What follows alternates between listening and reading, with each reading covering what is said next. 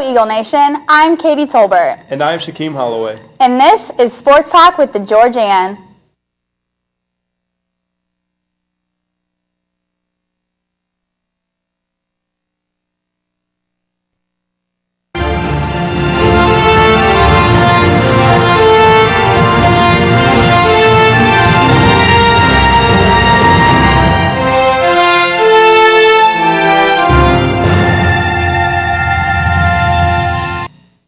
So unfortunately, both of our predictions for this past weekend's football game were wrong.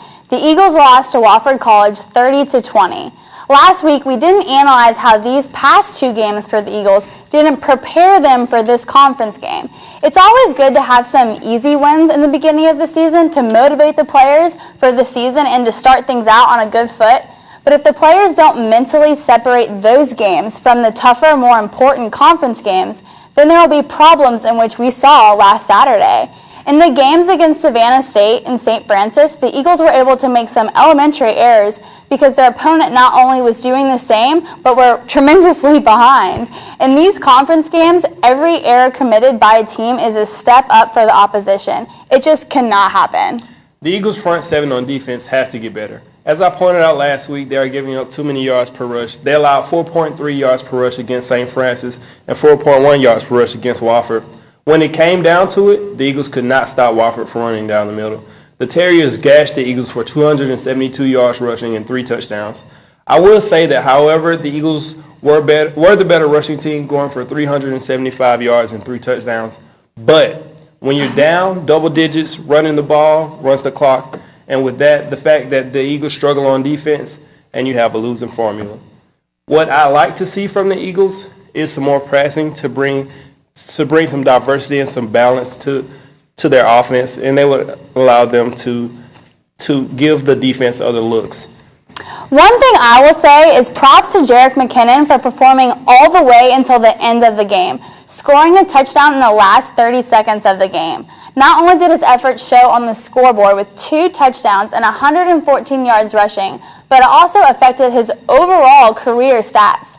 Within the first quarter, he reached 3,000 yards rushing for his career, and it was his 12th game with 100 or more yards rushing. Yeah, with his 3,092 career rushing yards, McKinnon is now 8th all-time on GSU's career rushing list, and he only needs 120 more rushing yards to pass the great Tracy Ham for 7th all-time. Swope also made some noise career-wise as he passed Gerald Harris to become 10th all-time in career rushing yardage. Let's look at some clips from the game.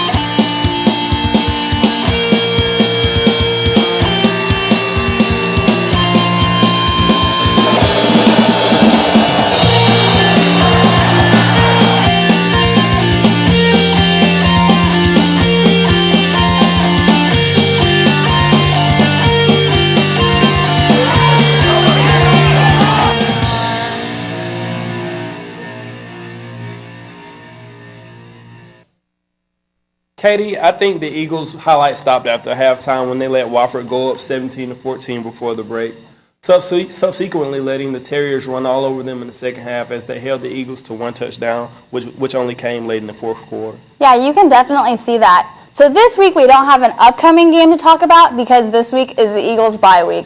But what we can talk about is what the Eagles need to do to pick up their momentum and get a conference win in 2 weeks. Obviously, like we mentioned earlier, the Eagles need to limit the errors committed on the field for starters. Against Wofford, there was a fumble, an interception, and there were some just simple mistakes. Coming back home in 2 weeks to play the University of Tennessee at Chattanooga, the Eagles cannot let any of these things reoccur. Turnovers were another obvious problem. That and missed opportunities. The Eagles had 6 fumbles total, although they only lost 2. Putting the ball on the ground is never a good thing. It's like they have 6 tiki barbers out there. The Eagles also missed some easy tackles. They tried to arm tackle way too much instead of just wrapping guys up on offense. I mean, these players need to realize this is their last season in this conference. And if they are struggling the way they are now, the Sun Belt is going to be a rude awakening for the several seasons following.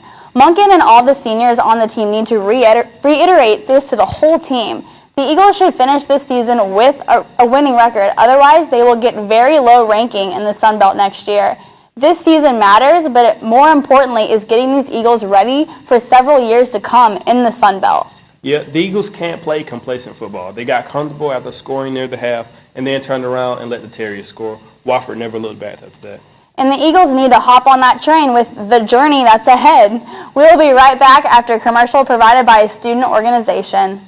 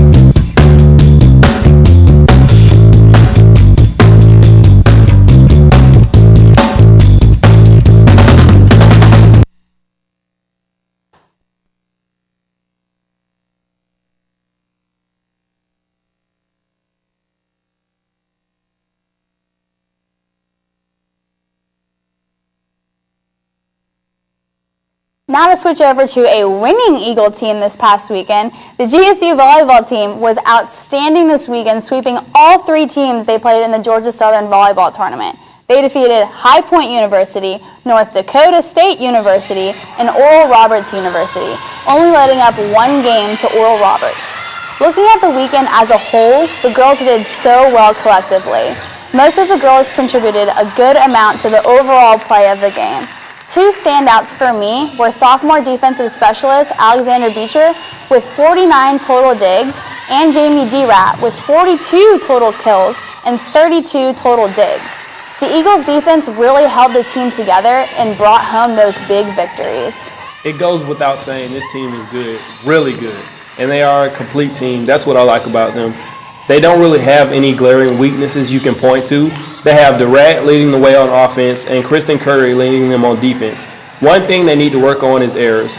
That's what can cost them games. They had over 20 when they lost to UGA. Errors can be fixed, but the talent they have can't be taught overnight, that's for sure. Curry, Kim Coley, and DeRat are some real high risers. They have what it takes to go far this season. This is a team that I see doing very well this season, which is awesome for the new first-year head coach. We'll be right back after another commercial provided by a student organization.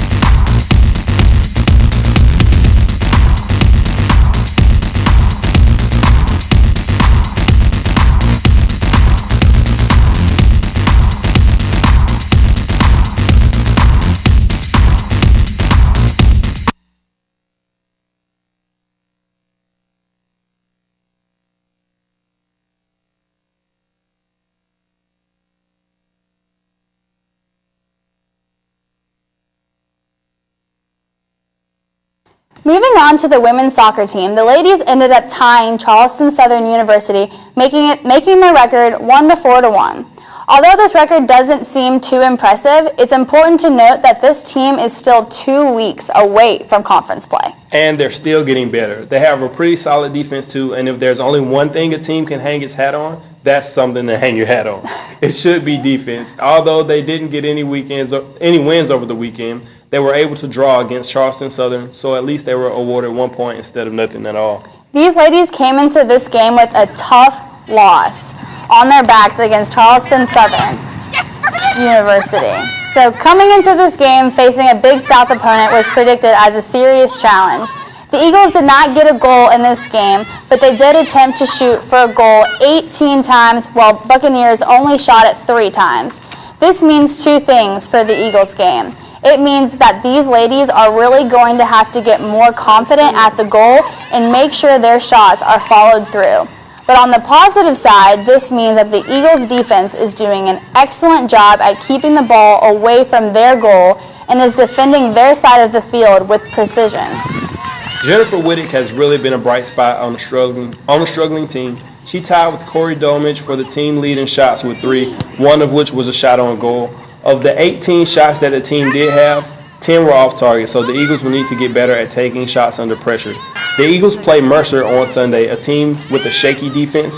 It'll be interesting to see if the Eagles can make adjustments on offense and come out on top to get their second win of the season. I definitely have high hopes after watching them last Sunday. That's all the sports talk we have for you this week. Thanks for tuning in and see you next week.